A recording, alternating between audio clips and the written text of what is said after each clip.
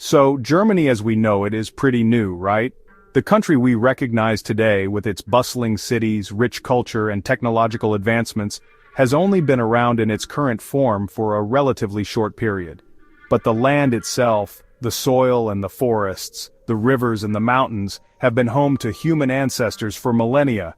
But the story of the folks who lived there goes way, way back. We're talking thousands and thousands of years. Imagine a time when the landscape was vastly different, untouched by modern civilization. The people who roamed these lands were not just early Germans, but a variety of ancient human species, each contributing to the rich tapestry of human history. Long before anyone was writing stuff down, the place we now call Germany was like a giant stomping ground for our ancient relatives. These early humans were hunter-gatherers, moving with the seasons, following the herds, and adapting to the changing environment. They left behind clues in the form of tools, bones, and cave paintings, giving us a glimpse into their lives. Deep in the forests of Bavaria there was this ape, Danuvius guggenmosi.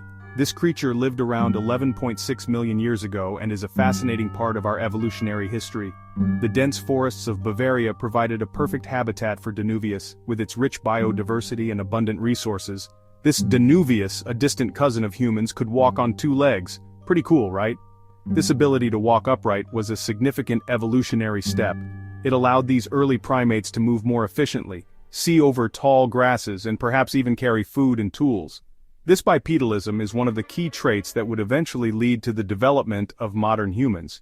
This was a big deal back then and helped our own species evolve.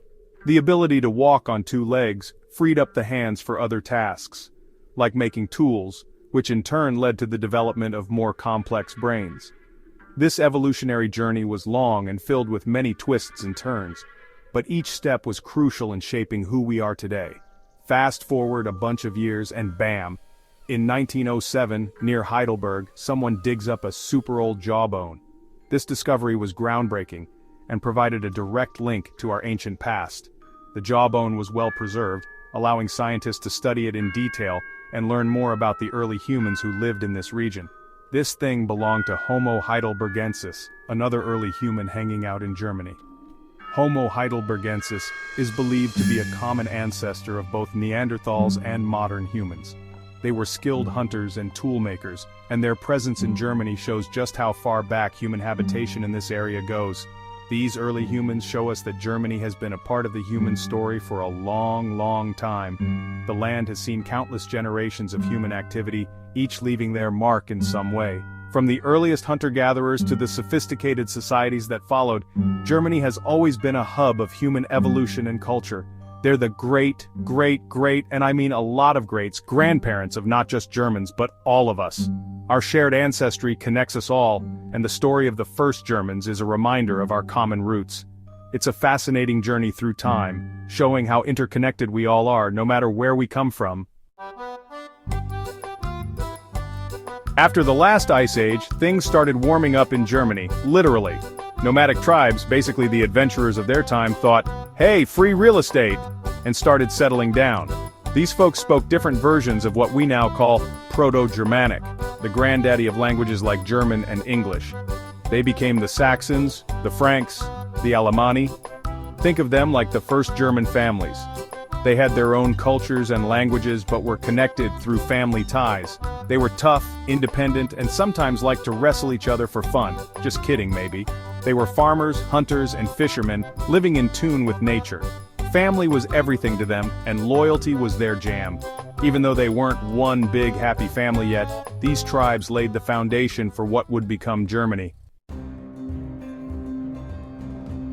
By the time Rome became a big deal around the 1st century BC, it had already established itself as a formidable power in the Mediterranean. The city of Rome, with its grand architecture and bustling streets, was the heart of an empire that stretched across vast territories. The Romans were known for their engineering marvels, political acumen, and military prowess. They had a well-organized army, advanced infrastructure, and a culture that was heavily influenced by the Greeks. But Rome's ambitions didn't stop at the Mediterranean. They were hungry for more land, more power, and more glory. They set their sights on conquering new lands, driven by a desire to expand their influence and secure resources. The Roman legions, disciplined and relentless, marched across Europe, North Africa, and the Middle East. Their conquests were swift and often brutal, leaving a trail of subjugated peoples and newly acquired territories in their wake. The Romans believed in their destiny to rule the world, and their military campaigns were a testament to this belief, including those where the Germanic tribes lived. Julius Caesar, Rome's fearless leader, marched his armies across the Alps, ready to rumble. The Romans thought their fancy armor and tactics would make them the cool kids on the block, but the Germanic tribes were like, not so fast. These tribes were fierce warriors, known for their bravery and tenacity. They lived in dense forests and rugged terrains, which they knew like the back of their hands. The Romans, with their structured formations and heavy armor, found it challenging to navigate these unfamiliar landscapes. They knew every inch of their forests and used the terrain to their advantage. The Battle of the Teutoburg Forest in 9 AD was a major turning point. Arminius, a badass warrior from the Cherusci tribe, led the Germanic tribes to a crushing victory against the Romans. This battle was not just a military defeat for Rome, it was a psychological blow. The Romans, who had always seen themselves as invincible, were forced to confront the reality that they could be defeated. The dense forests of Germania became a symbol of resistance against Roman domination. They basically told the Romans to back off and stay on their side of the Rhine River. The Romans learned the hard way that Germans were a force to be reckoned with. This defeat led to the establishment of the Rhine as the boundary of the Roman Empire in the north. The Romans built a series of fortifications along the river, known as the Limes Germanicus, to protect their territories from further incursions. The clash between Rome and the Germanic tribes was a defining moment in the history of both civilizations, shaping the future of Europe for centuries to come. Fast forward a few hundred years, and a new boss emerges, Charlemagne. Crowned emperor of the Romans in 800 AD, Charlemagne's kingdom was massive, covering a huge chunk of Europe, including a good chunk of Germany. Charlemagne was a devout Christian and believed it was his duty to spread the good word throughout his kingdom. He was also a big fan of learning and culture, and his reign saw a mini renaissance. Even though his empire broke apart after he died, his impact was undeniable. The eastern part of his kingdom eventually became the Holy Roman Empire, a complex and influential force in Europe for a very long time.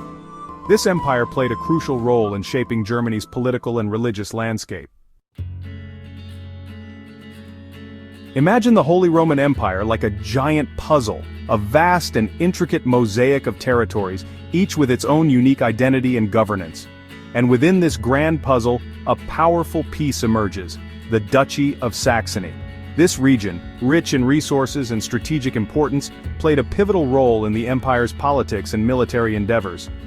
Otto the Great, Duke of Saxony, became the Holy Roman Emperor in 962 AD, a title that not only elevated his status, but also brought significant influence to his homeland. His reign marked a turning point in the empire's history. Making his family the big shots of the empire, Otto's lineage would continue to shape the political landscape for generations. His descendants held key positions, ensuring that Saxony remained a central power within the empire. Under his rule, things were relatively stable, and the empire grew, trade flourished, cities expanded, and a sense of order prevailed. The economy thrived, and cultural exchanges enriched the lives of the people. But here's the twist. The emperors became more focused on the east, seeking to expand their territories and influence. This eastern ambition drew resources and attention away from the western regions, leaving the western regions, including Saxony, to do their own thing. This autonomy allowed local leaders to gain more power and influence, often acting independently of the emperor's directives. This led to the rise of powerful local rulers, who built their own fortified castles and established their own courts. These local lords wielded significant authority, often challenging the emperor's control, and a more fragmented Germany. The once cohesive empire began to splinter into smaller, semi-independent states, each with its own ambitions and rivalries.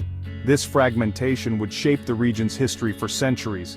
Even though they weren't a united country yet, the people in these regions started to develop a sense of shared identity. They lived similar lives, faced common challenges, and began to see themselves as part of a larger community. People in the empire who spoke German started to feel a sense of shared identity. This emerging sense of unity was fostered by their common language, which allowed them to communicate and share ideas more easily. They had a common language, which was a powerful tool for building connections and fostering a sense of belonging. Literature, legal documents, and religious texts in German helped to solidify this shared identity. Culture and experiences such as festivals, traditions, and daily life further strengthened these bonds. The people celebrated their heritage and passed down their customs from generation to generation, and these shared bonds would eventually pave the way for a unified German nation. The seeds of unity planted during this time would grow, leading to the formation of a nation that would play a significant role in European history